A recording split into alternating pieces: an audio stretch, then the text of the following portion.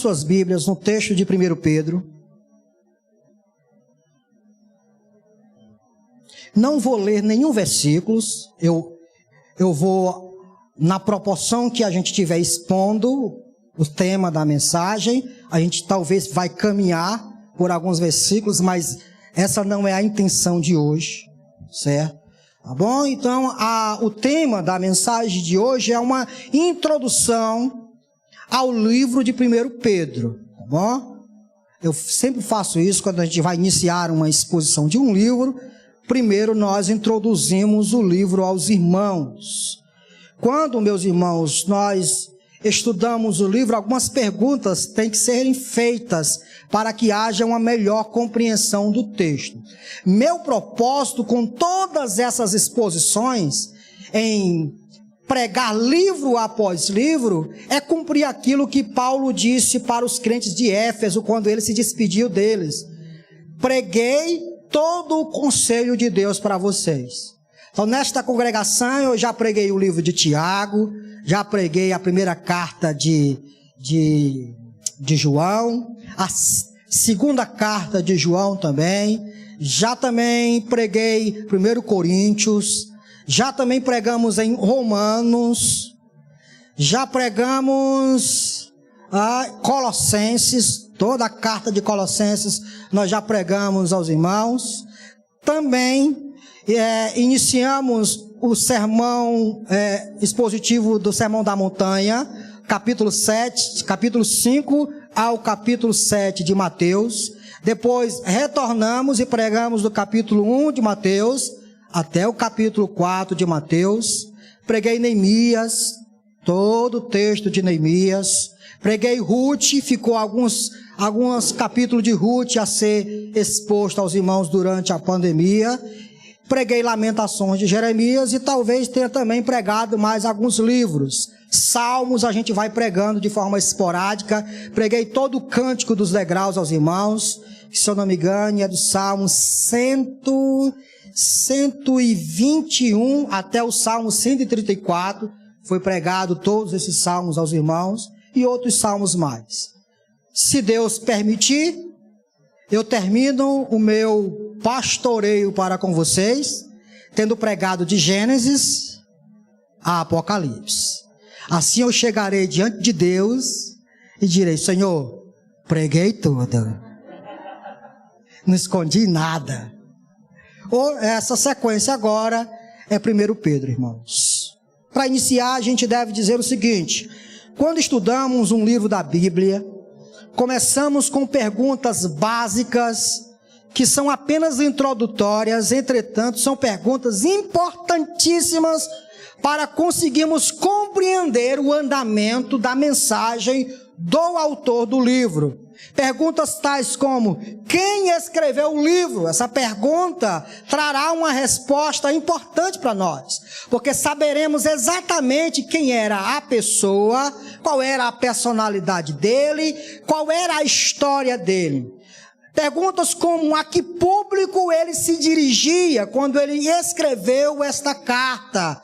Essa pergunta é interessante, porque saberemos exatamente o contexto daquelas pessoas que estariam ouvindo aquela carta ou aquela exposição que o autor do livro irá fazer. Perguntas como: em que momento da história o livro foi escrito, ou seja, o que estava acontecendo, quais eram as circunstâncias que estavam enfrentando aqueles indivíduos que moveu o autor a escrever aquela carta. Quando a gente tem as respostas para essas perguntas, irmãos, necessariamente nós iremos entender melhor a mensagem que o autor está querendo passar. Quando temos essas respostas, é muito fácil.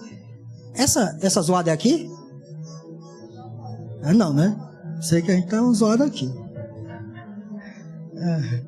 Quando a gente tem as respostas para essas perguntas de forma introdutória, fica melhor, fica mais saboroso, a gente compreende melhor.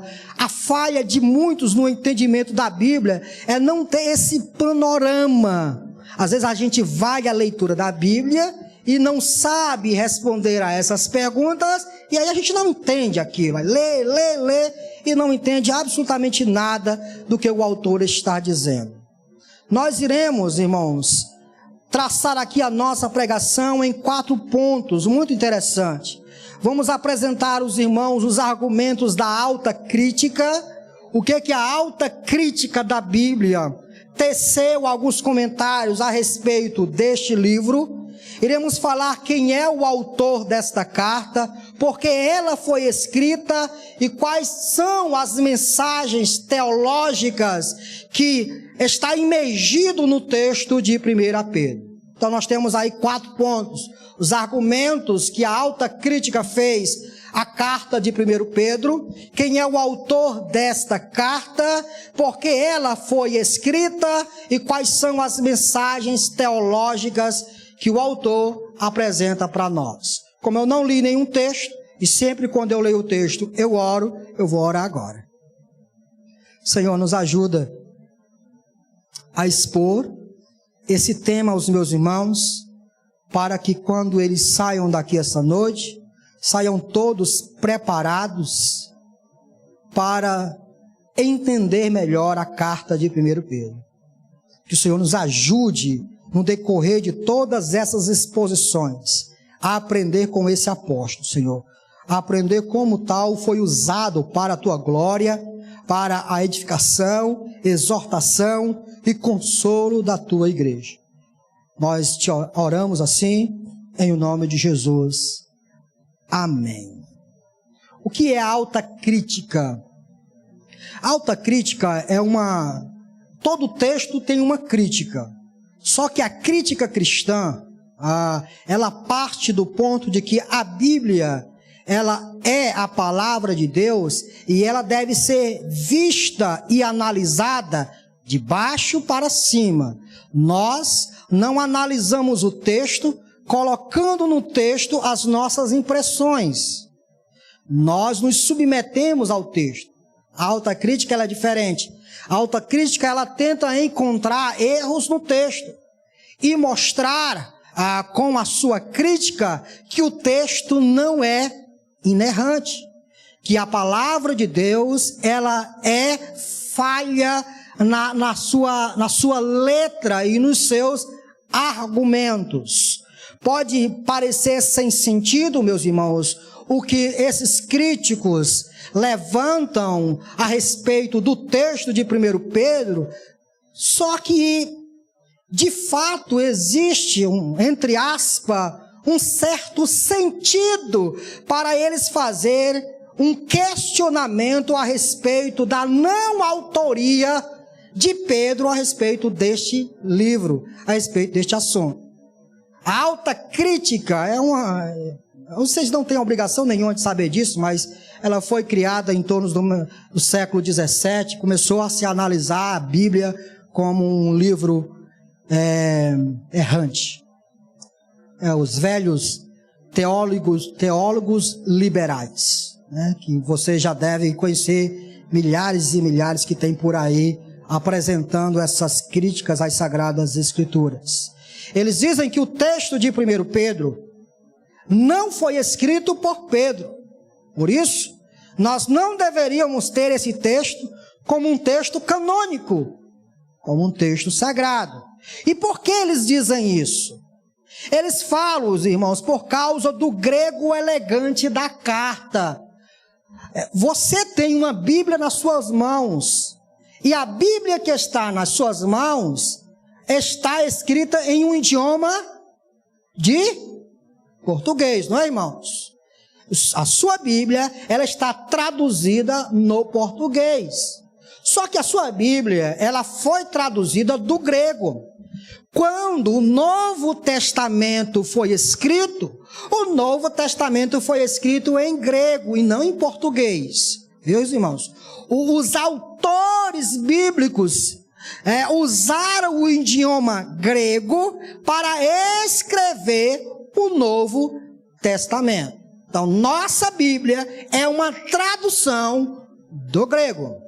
A grande crítica desses homens é quando eles leem o original, quando eles vão olhar a carta escrita no grego, eles percebem que a carta, ela tem um grego elegante, um grego que não era falado pela população. Trocando em miúdos, você acha que o português que a gente fala é o português elegante? Nós falamos um português chuleco, não sei se essa palavra existe. Não é o português da cátedra, né? Voz, não sei, convosco, não sei, vocês estão entendendo o que eu quero dizer, né? Então, o português que nós falamos é o português básico, é o português da periferia, é o português pobre, não é aquele português que normalmente os catedráticos usam. Quando os críticos olham para o texto original, eles percebem algo interessante. Esta carta foi escrita num grego belíssimo, irmãos, num grego elegante. Poucas pessoas teriam a capacidade para escrever um grego como esse. E aí, meus irmãos, eles levantam essas indagações porque Pedro era um judeu, pescador da Galileia, das margens do lago de Genezaré, sem muita instrução escolar. E então, como Pedro poderia conhecer tão bem o grego ao ponto de escrever uma carta como essa? Vocês estão me compreendendo, irmão? Sim ou não? Por favor. Tomara que vocês estejam me compreendendo. Essa é a crítica que eles lançam a respeito desse texto. Não foi escrito por Pedro. Pedro não tinha a capacidade intelectual para escrever um texto como esse. Por exemplo, João, primeira carta de João. A primeira carta de João não é belíssima, o grego é pobre. Qualquer pessoa escreveria daquela forma, como a primeira carta de João, só que Pedro não. Primeiro Pedro é elegantíssimo. E aí eles levantam essa crítica. É evidente que há resposta para isso, certo? Há resposta para isso. Primeiro, nada impede de que Pedro, ao passar do tempo, tenha se esmerado no grego. Pedro tanto era um apóstolo dos judeus, mas também Pedro, ele convivia com os gregos. E o idioma falado daquela época era o grego. Ao passar do tempo, quanto mais Pedro iria vivenciando esse idioma, melhor ainda ele ficava no idioma, ao ponto de que, já no final de sua vida, ele poderia escrever uma carta como essa. Isso é uma resposta que poderia ser dada a essa situação.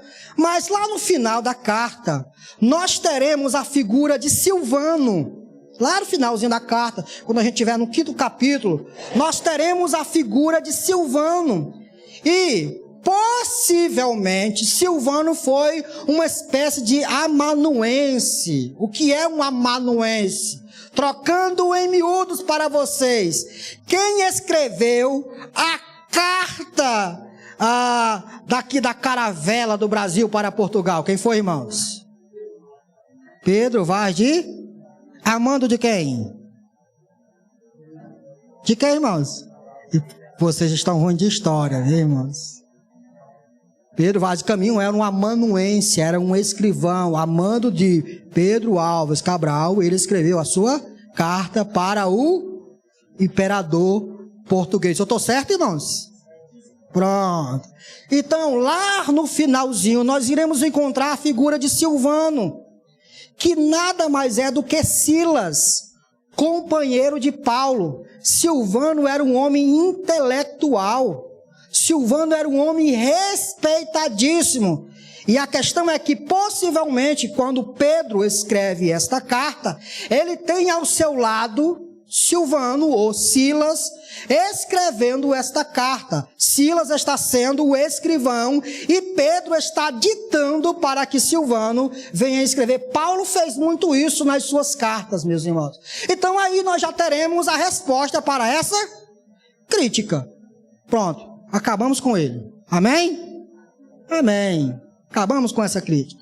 Segunda crítica, irmãos, que eles lançam a respeito disso. Pastor, isso é importante? É, porque você vai se deparar com muita gente dizendo que a sua Bíbliazinha não é a palavra de Deus. E quando você lê o texto de 1 Pedro, eles vão desacreditar desse texto aí. Por isso é importante você saber disso.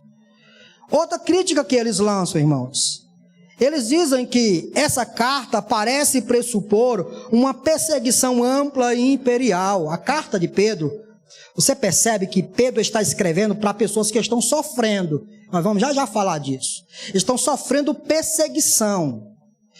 E os críticos dizem que ao escrever essa carta, o autor parece pressupor uma perseguição ampla, uma perseguição imperial. E a questão é que se Pedro houvesse escrito esta carta, ele não poderia ter morrido. Vocês não entenderam, né? Não houve uma perseguição imperial até o ano de número 100, 90 a 100. Uma perseguição imperial de Roma para os cristãos só começou a acontecer no reinado de Trajano, não no reinado de Nero. Quando Pedro vivia, quem estava no império, sentado sobre o trono de Roma, era o imperador Nero. Logo, esse autor, que é Pedro, não poderia descrever uma perseguição imperial, porque a perseguição imperial só iria acontecer depois dos anos 100 depois de Cristo. Então eles dizem, não foi Pedro que escreveu, foi outra pessoa. Estão me entendendo, irmãos? Sim ou não? Se você não entendeu, quiser, eu abro pergunta para depois. A resposta para tal argumento, irmãos, é que não há por trás do texto de 1 Pedro uma perseguição governamental. Há de fato uma descrição do povo de Deus sofrendo, dos crentes sofrendo. Entretanto, não há uma descrição imperial e governamental. Essa perseguição aqui mais parece com perseguição pontual, local. Por exemplo, quando Nero perseguiu os romanos, quando Nero perseguiu os cristãos, matando eles, essa perseguição foi em Roma, não foi nos 4 cantos do império reinado por Nero. Então não era uma perseguição governamental. Os crentes aqui que estavam recebendo esta carta, estavam sofrendo? Estavam. Estavam sendo perseguidos? Sim, mas era uma perseguição local. Exemplo, hoje nós temos uma perseguição universal aos crentes? Não. Você é perseguido? Por causa da sua fé, alguém mata você? Não, mas exatamente nesse momento tem crente sendo morto por causa da sua fé? Tem. Em alguns lugares do planeta Terra tem crentes que estão sofrendo. Então aquela perseguição é pontual, não é universal.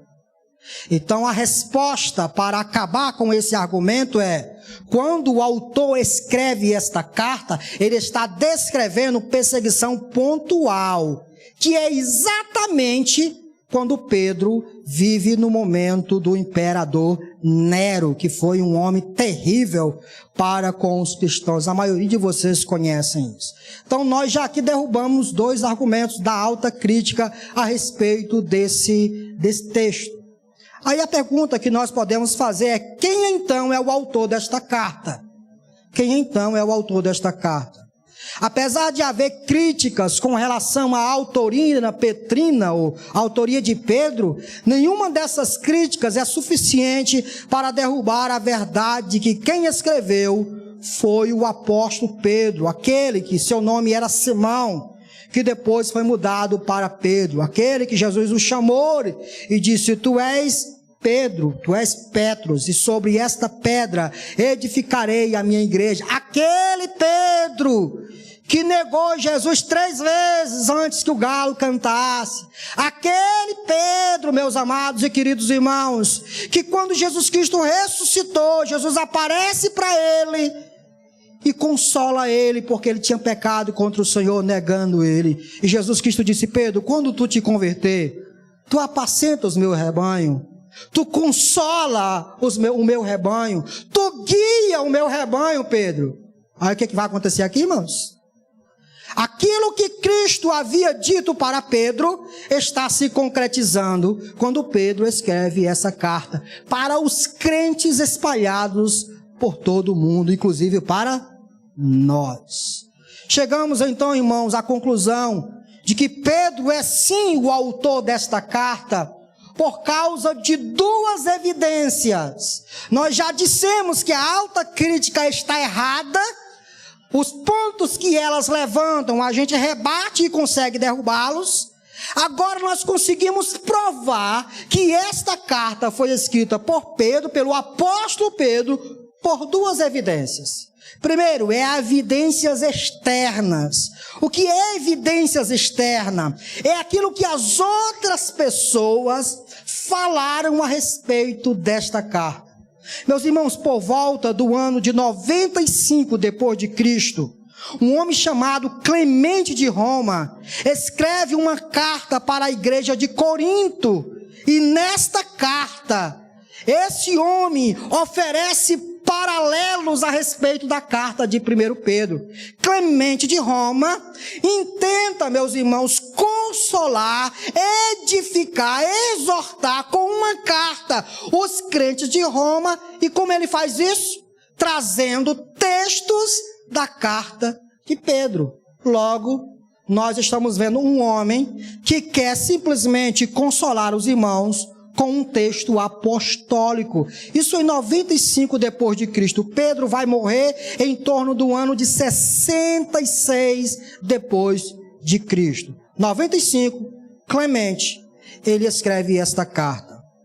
Percebam que também, irmãos, na metade do segundo século, Policarpo, que segundo a tradição, Policarpo foi discípulo de João, o apóstolo. João morre lá pelos anos 90, 95 depois de Cristo, e tem um discípulo chamado Policarpo. Você já conhece, porque eu já contei como Policarpo morreu. Policarpo escreveu uma carta para a igreja de Filipos. Essas cartas existem, viu, irmãos? Elas existem. Elas não são canônicas, elas não são bíblicas, mas elas existem.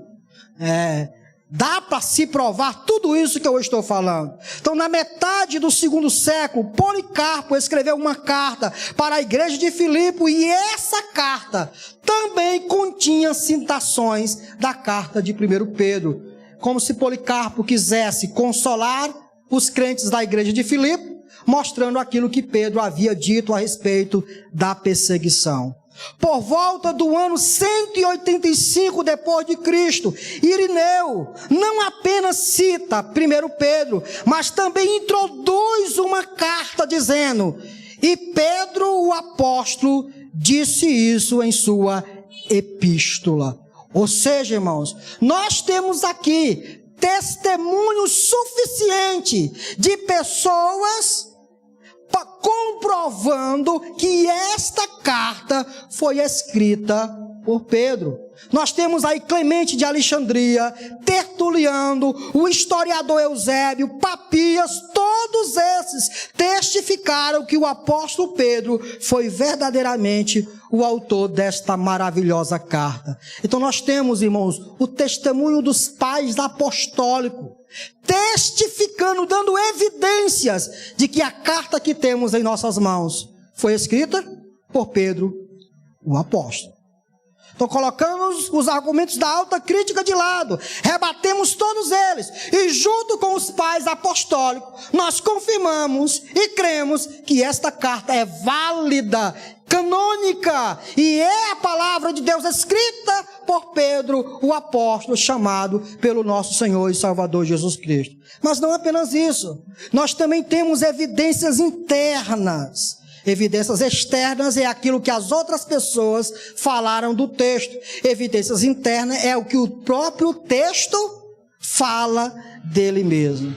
Olhando de forma atenta para o texto em que temos em mãos, irmãos, percebemos que o próprio texto testifica que foi Pedro que escreveu esta carta. Olha o que diz o versículo 1. O que diz o versículo 1? Pedro, apóstolo de Jesus Cristo. Para os crentes submissos às Escrituras, que não olham para ela de cima para baixo, isso aqui já é o suficiente. Não é o suficiente, já é o suficiente para mim. Eu apresentei todos aqueles argumentos só para dizer que os argumentos deles podem ser rebatidos, podem ser refutados, mas para nós, que temos a Bíblia como Escritura, como palavra de Deus, como inerrante para nós, isso aqui é o suficiente. Isso aqui é o suficiente. O primeiro versículo, isso aqui não foi posto, isso aqui está exatamente na carta escrita em grego, viu, irmãos? No capítulo 5, no versículo 1, o autor diz que foi testemunha. Leia lá comigo, capítulo 5, versículo 1. Portanto, capítulo 5, versículo 1.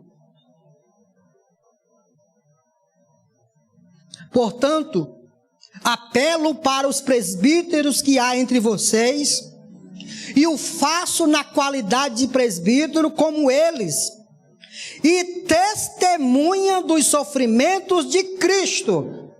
Veja como esse autor, ele se apresenta como alguém que foi testemunha ocular dos sofrimentos de Cristo. Quem mais poderia ter sido isso?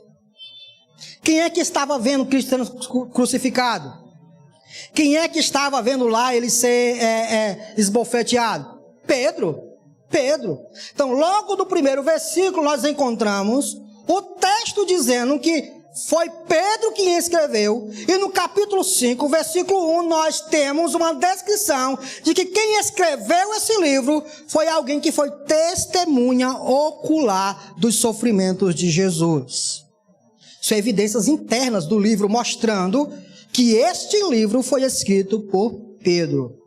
Há no final também, irmãos, a menção de Silas e Marcos, os ajudantes apostólicos, lá no capítulo 5, nas saudações finais. Os ajudantes apostólicos, cujos nomes eram bem conhecidos na igreja primitiva. Quando você vai ler Atos 15, versículo 22 ao 37, Atos 2, versículo 12, você vai encontrar Pedro, sendo uma das colunas da igreja de Jerusalém, era Pedro, Tiago e João. E algumas pessoas importantes, dentre elas estava Silas e estava também Marcos. E esse indivíduo que escreve esse livro, coloca aqui algumas saudações a esses indivíduos, mostrando que é alguém conhecido do colégio apostólico. Então, irmãos, nós temos aqui evidências externas, pessoas que viveram depois dos apóstolos, que testificaram que esta carta havia sido escrita por Pedro, o apóstolo. Nós temos evidências internas, o próprio texto, testificando que o indivíduo que escreveu esse texto foi o apóstolo Pedro. Tendo tais evidências que nos levam a crer que o apóstolo Pedro foi de fato o autor desta carta, todos nós, crentes em Jesus, devemos nos aproximar deste texto com muita reverência. Pois se foi mesmo o apóstolo Pedro que escreveu essa carta, e o Senhor Jesus Cristo durante o seu ministério disse que ele enviaria o seu Espírito para os seus apóstolos, e o seu Espírito iria levar os seus apóstolos a escrever a Escritura, a lembrar de tudo aquilo que Cristo havia ensinado para eles. Logo, se o que temos diante de nós foi escrito por Pedro, e o que Pedro escreve é palavra de Deus, é a voz de Deus, é os pensamentos de Deus para as nossas vidas, como nós, crentes em Jesus, devemos nos aproximar desse texto? Com muita reverência, com muito amor, pois esse texto é palavras de um apóstolo de Cristo Jesus. Durante todo esse tempo, alguns domingos que sucederão, nós iremos expor algumas porções desta carta. E meu pedido aos irmãos é que enquanto esta carta estiver sendo exposta, cada parágrafo, cada frase, deem atenção, deem a máxima atenção, leiam em casa, porque nós não estaremos lendo um gibi do Batman, Super-Homem, ou um jornal, ou uma revista, ou seja lá o que for. Nós estaremos nos aproximando de um solo sagrado, nós estaremos nos aproximando de um texto sagrado, que é a palavra de Deus, que é a voz de Deus para nós. Logo, Deus fala, nós escutamos e obedecemos. Amém, irmãos? Amém. Se até agora não foi interessante para você, tomara que a partir desse momento seja. Agora vai mover mais com o nosso coração, porque mexe com a aplicabilidade das coisas. O que eu falei até agora? Falei dos argumentos da alta crítica, pontuei eles e rebati todos eles. Existem mais, mas que podem ser rebatidos, eu trouxe só 2 para vocês. Mostrei para vocês que há evidências externas e evidências internas que comprovam que Pedro, o apóstolo, escreveu essa carta. Mas também, irmãos, nós podemos dizer que quando Pedro escreve essa carta, Pedro escreve com um propósito específico. Há um propósito, há uma razão. Pedro não estava dormindo, de repente vou escrever algo. Não é assim. Todas as cartas do Novo Testamento, alguma coisa aconteceu, levando o apóstolo a escrever aquilo. Havia muito problema na igreja de Corinto, por causa daqueles problemas o apóstolo Pedro escreve as cartas. Havia algumas dificuldades na igreja de Éfeso, então o apóstolo Paulo escreve aquela carta. Havia algumas circunstâncias sofredoras envolvendo os crentes desta região. Então essas circunstâncias levaram Pedro a escrever tudo o que escreveu aqui. Pedro, meus irmãos, vê que os cristãos estão em perigo de perseguição. Olha o que ele diz no capítulo 1, no versículo 6. Capítulo 1, versículo 6. Olha o que ele diz. Nisto vocês exultam, ainda que agora, por um pouco de tempo, devam ser entristecidos por todo tipo de provação. O que Pedro está dizendo? Pedro está percebendo a iminência de uma provação que se abaterá sobre esses crentes. Pedro está vendo que eles irão passar pelo vale da sombra e da morte, irão sofrer o perigo de perseguição. E a questão é que Pedro percebe que eles não estão preparados para o sofrimento. Pedro percebe que esses crentes não amadureceram suficientemente ao ponto de passar por essas provações ilesos. Olha o que ele diz no capítulo 4 e no versículo 12, meus irmãos. Capítulo 4, versículo 12. Amados, não se surpreendam com o fogo que surge entre vocês para os provar, como se algo estranho lhes estivesse acontecendo. Parece que os crentes esperavam muita coisa boa. Parece que eles se surpreenderam pela perseguição e as provações que eles iriam sofrer. Pedro percebe que eles irão sofrer, que eles irão ser perseguidos, mas não estão preparados para isso. E então, irmãos, à luz disso, Pedro escreve essa carta para encorajar esses crentes a não desvanecerem. Paulo escreve Pedro, se eu falar Paulo, vocês tanto falar Paulo, Pedro escreve esta carta para incentivar os irmãos a segurarem a fé, a não fraquejarem. Pedro escreve essa carta para testemunhar ainda da verdadeira graça de Deus que foi derramada sobre a vida deles. É isso que diz o capítulo 5 e o versículo de número 12, meus irmãos. Como a ajuda de Silvano, a quem considero irmão fiel, eu lhes escrevi resumidamente. Tinha mais coisa para Pedro escrever, mas ele resumiu o que ele queria dizer para esses crentes. E qual era o propósito? Encorajando-os e testemunhando que esta é a verdadeira graça de Deus. Mantenham-se firmes na graça de Deus. Então nós começamos a ter algumas pistas, né? Pistas interessantes que nos levam a entender o texto em questão. Os crentes estavam na iminência da perseguição e não estavam preparados para elas. Certamente eles iriam sucumbir. E o coração pastoral de Pedro o leva a escrever esta preciosa carta a fim de encorajar esses crentes, incentivá-los a permanecerem na fé e crerem que a graça que Deus derramou sobre a vida deles irá sustentar eles até o final de suas vidas. Esse é o propósito. E nós encontramos isso, irmãos, num esboço bem rápido desta carta. 1 Pedro, capítulo 1, do versículo 3 ao 9. O que Pedro vai dizer? O alvo dos propósitos de Deus.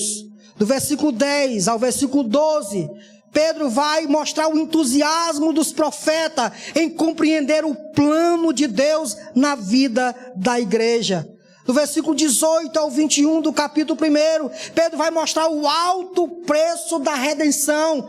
Cristo entregou a sua vida, derramando o seu sangue para comprar crentes, para comprar pecadores para Ele mesmo. Do versículo 22 ao 25, Pedro vai mostrar a natureza duradoura das promessas. As promessas que Deus fez para a sua igreja, ela é duradoura, ela não fenece, ela não se perde, ela não se apaga. Do capítulo 2, do versículo 4 ao 10, Pedro vai apresentar o privilégio de pertencer ao povo de Deus. Do versículo 22 ao versículo 25 do capítulo 1, do capítulo 2, Pedro vai apresentar o exemplo do sofrimento de Cristo. Cristo sofreu? Olhe como ele sofreu, tenham ele como exemplo. Do capítulo 3, do versículo 18 ao 22, Pedro vai apresentar o que Jesus fez por nós. Capítulo 4, 17 ao 19,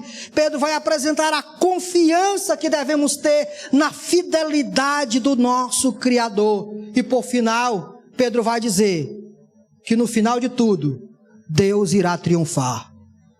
Não importa se vocês estão sofrendo, não importa se vocês irão passar pelo vale da sombra da morte, não importa se alguns de vocês irão sucumbir com a vida, irão morrer, não importa se vocês irão perder casas, não importa se vocês irão ser dissociados da sociedade, não importa se a família de vocês irão entregar vocês aos tribunais. No final de tudo, Deus irá triunfar.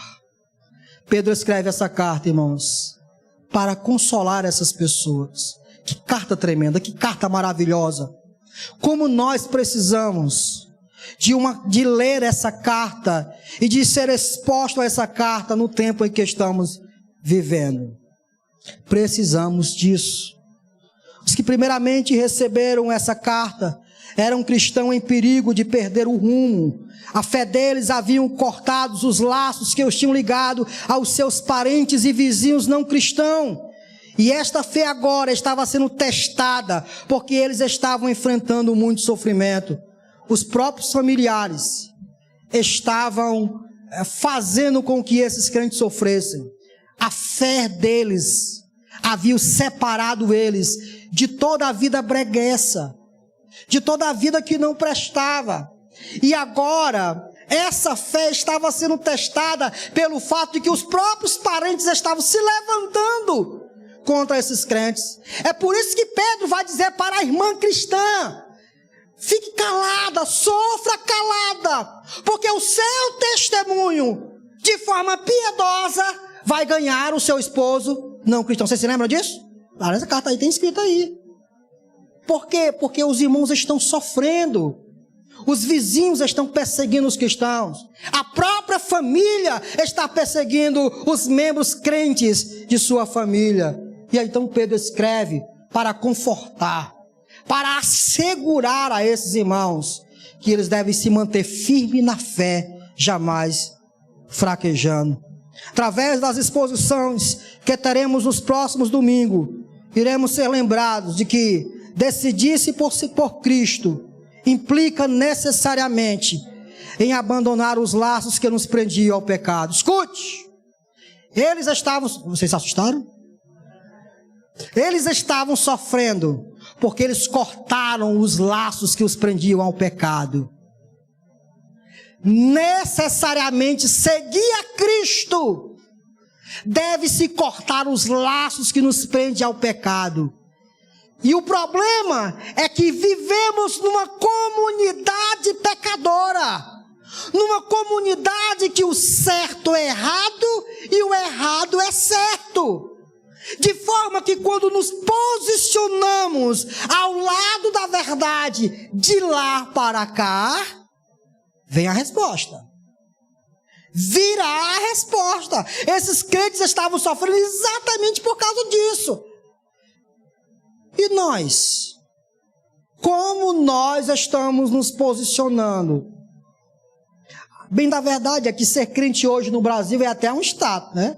Você ganha um status assim na sociedade. Se você quer passar uma de boa, você diz que é cristão. O negócio hoje está meio complicado.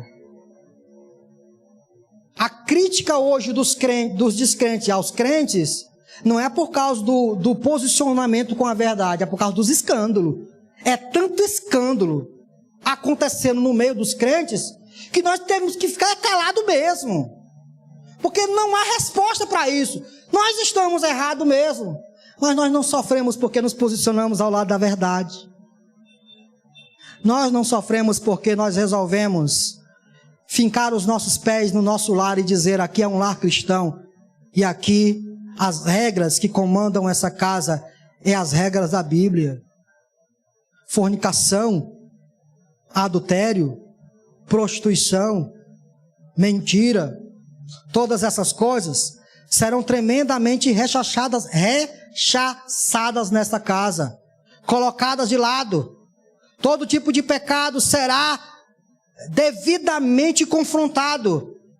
Esta é a posição do crente. Divórcio nessa casa não existe. Por quê? Porque Deus abomina o divórcio. Se posicionar em prol dessas coisas trará consequência para você. Aborto? Crente falar de aborto? Não dá para falar de aborto. Se posicionar a favor dessas coisas trará consequência para você. A pergunta é: você segue a Cristo ou não? Se você de fato conhece a Cristo, se nós de fato conhecemos a Cristo e nos posicionamos em favor da verdade, não se surpreenda com o que vai vir de lá para cá. Não se surpreenda. Pedro está escrevendo para dizer: não se surpreenda, vai vir. Isso foi o que Cristo falou: eis que eu vos envio como ovelhas para o meio dos lobos. Vai vir. Cristo foi quem disse que a partir do momento em que tomamos uma decisão, iria haver desavença no lar, o pai contra o filho contra o pai. Os inimigos do cristão seriam os da própria casa. Não tem como escapar, irmãos. Quando nós nos posicionamos como crentes ao lado da verdade, as trevas, elas bufam. As trevas odeiam a verdade. E aí, irmãos, nós corremos muito perigo. Podemos morrer, podemos ser maltratados. Tudo isso pode vir sobre as nossas vidas. E talvez virá, né? Eu não sei como é que está a situação do Brasil aí, mas talvez venha algumas coisinhas para nós. Mas vamos esquecer disso aí por enquanto. O encorajamento que teremos por parte de nosso apóstolo Pedro é: permaneçam firmes. Permaneçam ao lado da verdade. Toda a verdade escriturística deve ser falada pela sua boca. defendida por você. Toda verdade, tudo o que Deus falou, não importa as consequências que virão por se posicionar em favor da verdade. Elas virão. Não se engane, elas virão. Mas permaneça firme. Porque no final, Pedro disse, Deus vai triunfar. No final, os crentes estarão do lado do Rei dos Reis. E ele dirá, vinde benditos de meu Pai, possuí por herança a terra que está prometida para vocês desde o começo dos séculos. Entrem para o gozo do vosso Senhor. No final, reinaremos para sempre com Ele. Não importa se aqui sofremos ou não, não importa se tivermos que perder emprego por nos posicionarmos ao lado da verdade, não importa se iremos perder dinheiro por nos posicionarmos em prol da ética cristã. Vender hoje em dia, a ética do comércio não é sem ética. Comércio não tem ética, você pode ter balança desigual, quem faz a ética é você, mas o comerciante cristão tem uma ética. Que ética é essa? A ética cristã, a ética bíblica. Por isso, os soldados, quando João Batista estava pregando e eles se converteram, os soldados disseram assim, e aí João Batista, e agora? O que iremos fazer? Foi o que João Batista disse, não maltrate ninguém, não roubem ninguém, façam tudo ao lado da verdade. É assim que nós nos posicionamos, irmãos. Lutero, quando foi perguntado a respeito de um sapateiro que se converteu, o sapateiro olhou para ele e disse, e agora, Lutero? Agora eu me converti, agora eu pertenço a Cristo. Como agora eu tenho que viver? Lutero disse, agora, porque você é crente, você vai fazer o melhor sapato e vender por um preço justo. Vocês entenderam ou não? Antes, você fazia um sapato meia boca e vendia por um preço exorbitante. Agora, você vai fazer o melhor sapato e quando for vender, vai vender por um preço justo, sem maltratar o comprador. Vocês estão entendendo isso, irmãos? Mas se posicionar em prol dessas coisas não é bem quisto no século em que nós estamos vivendo, mas nós iremos aprender com Pedro que o cristão tem que sofrer, mas sofrer por causa dessas coisas. Algumas verdades teológicas são apresentadas para nós com esse texto. Percebam, meus irmãos, que no afã de consolar os crentes, no objetivo de consolar, de confortar essas pessoas, é obviamente que Pedro não vai tecendo algumas mensagens teológicas, mas ao escrever ou mandar Silvano escrever, aquilo que ele vai escrevendo vai mostrando aquilo que ele pensa a respeito de algumas verdades, e aquilo que Pedro pensa é o que nós temos que pensar. Pedro fala sobre a doutrina de Deus. Ele diz que Deus é soberano e por isso Deus é confiável. 1 Pedro 4,19. Ele diz que Deus é santo e por isso deve ser imitado. 1 Pedro 1, capítulo 1, versículo 15 ao 16. Tudo isso é falando sobre a doutrina de Deus que será tecida a partir das pregações posteriores. Ele fala da doutrina de Cristo. Para o autor, que é Pedro, Cristo em nenhum momento pecou. Cristo foi obediente até o fim. Ele morreu, ele ressuscitou, mostrando assim que a sua obra foi definitivamente aceita por Deus, reconciliando com Deus Pai o pecador. Pedro apresenta na sua carta, consolando aos crentes, a doutrina de Deus, a doutrina de Cristo e a doutrina do Espírito Santo. Vejam como é tudo isso lindo, irmãos. O Espírito Santo nesta carta é visto como um agente que santifica os crentes, é visto como o autor das Escrituras, é visto como o capacitador do ministério cristão e é visto como um encorajador nos sofrimentos que o cristão passa. Vejam como o Espírito Santo é abordado nesta carta de uma maneira tão tremenda como não é abordada em outros. Pedro fala da doutrina de Deus, Pedro fala da doutrina de Cristo, Pedro fala da doutrina do Espírito Santo, Pedro fala da doutrina das Escrituras, mostrando que ela é inerrante. Ele lança mão da leitura do Antigo Testamento, mostrando que o Antigo Testamento é a palavra de Deus. Tudo isso é abordado por Pedro. Pedro fala da doutrina da igreja. Veja o que ele diz no capítulo 2, do versículo 4 ao 8. Eu vou ler esse texto para vocês e já já a gente termina. À medida que aproximam dele a pedra viva, rejeitada pelos homens, mas escolhida por Deus e preciosa para eles, vocês também estão sendo utilizados como pedras vivas na edificação de uma casa espiritual para serem sacerdócio real. Pedro está falando de quem? Da igreja. É da igreja. A igreja é composta por essas pedras vivas que Cristo está construindo. É uma casa. Veja como Pedro oferece isso para nós. Versículo de número 7, irmãos. Portanto, para vocês os que creem, esta pedra é preciosa, mas para os que não creem, a pedra que os construtores rejeitaram tornou-se a pedra angular, e pedra de tropeço e rocha que te faz cair. Os que não creem tropeçam, porque desobedecem a mensagem, para o que também foram destinados. Versículo 9. Vocês quem? A igreja, vocês são geração eleita, sacerdócio real, nação santa, povo exclusivo de Deus, para anunciar as grandezas daqueles que os chamou das trevas para a sua maravilhosa luz. No texto de 1 Pedro, ele apresenta a igreja como um edifício que está sendo construído pelo nosso Senhor e Salvador Jesus Cristo. Veja que mensagens teológicas são passadas para nós através dessa carta. Fala-se de Deus, fala-se de Cristo, fala-se do Espírito Santo, fala-se das Escrituras, fala-se da igreja e, por fim, fala de escatologia. Você gosta de escatologia? Você gosta de saber do que vai acontecer no final? Todo mundo gosta, né? Quer saber o que vai acontecer no final de tudo. 1 Pedro também fala isso. Pedro escreve essa carta mostrando aos crentes sofredores que a salvação deles estará completa quando Cristo voltar.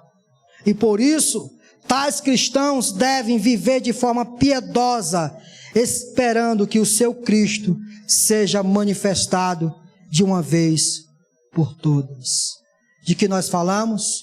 Refutamos os argumentos da autocrítica, mostrando com bases internas e externas que Pedro é sim o autor dessa carta que está nas nossas mãos.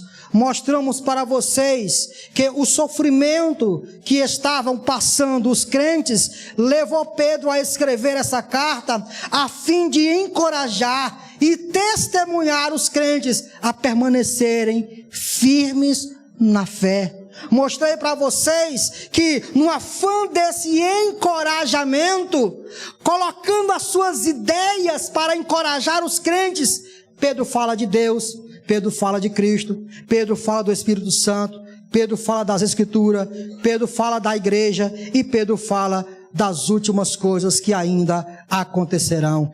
Quer consolar quem está sofrendo? Não vá com negócio de autoajuda, não.